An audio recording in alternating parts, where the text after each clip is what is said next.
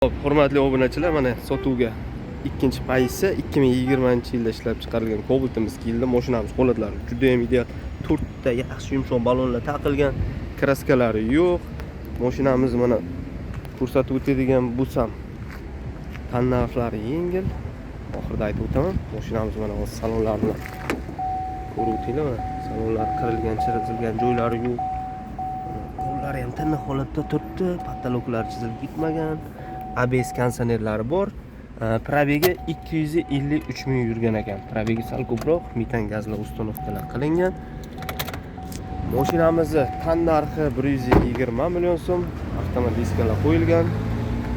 Naqd avtokreditga ham chiqadi. Boshlang'ich to'lov Kapital bank orqali 21 million 900 bilan chiqyapti. Oylik to'lovlari 3 million 554 ming so'mdan chiqadi.